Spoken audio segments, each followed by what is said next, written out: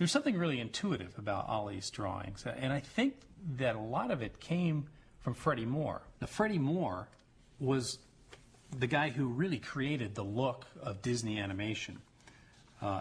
He did it intuitively. It just came out of him. He added the cheeks to Mickey Mouse and that squash and stretchiness to the dwarves. And these drawings right here are Ollie's. These are some centaurettes that Ollie drew from Fantasia, and which has got a very Freddie Moore-like feeling. Freddie was the expert at drawing these girls. But you can see just the way the shoulder kind of arcs as she leans in, as they put some rouge on her cheeks, and then she starts to tilt back.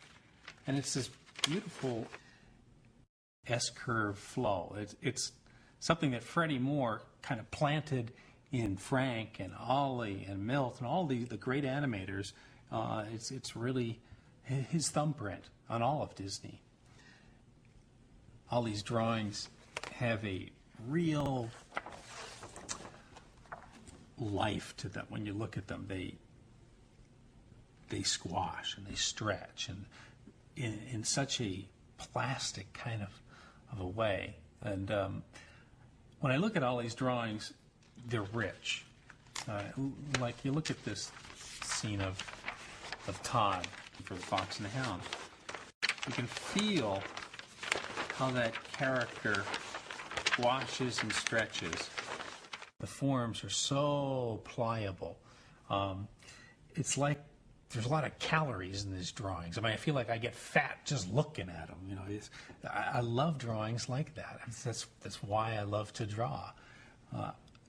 It was very easy working with Ollie because I found a kindred spirit in him. Somebody who finds that the pencil feels like it has nerve endings at the end of the point. Ollie would say, look for the golden drawing and use your time around it. And you can see that in his scene of Smee. Now, here he's listening to Captain Hook, and he's drinking a bottle of some rum. And you see these are drawings that really sell the attitude. As soon as you see it, they kind of plant themselves on your mind. And every golden drawing is a setup for the next one. I mean, each drawing serves to strengthen the following one that's going to come. So he's going to stuff this bottle in there. And then it's a nice anticipation before he's going to slam the lid shut. And bam, he shuts it. And there's this very kind of dim-witted, sort of a silly little look of Smee. Now, Ollie was telling me that this character was a tougher character for him to animate because Smee was not a guy that thought deeply. Smee was very superficial kind of a character. And Ollie said he was one of the most difficult characters to animate.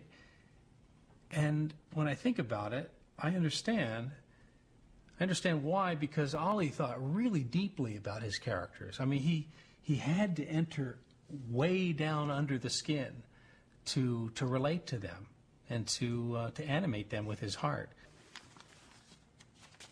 Crawling into the heart of a character. In this case here, Pinocchio is talking to the fairy. And Ollie does these little gestures that would only occur to you if you really felt the way Pinocchio feels. Like here he's kind of saying, I was going to go to school, and like a little kid, he's a little nervous. He's kind of nervous that he's telling somebody something that he knows that they don't really want to hear. He's about to say something. So it's this nervousness of his little finger kind of twirling in the cuff of his pants as he's talking.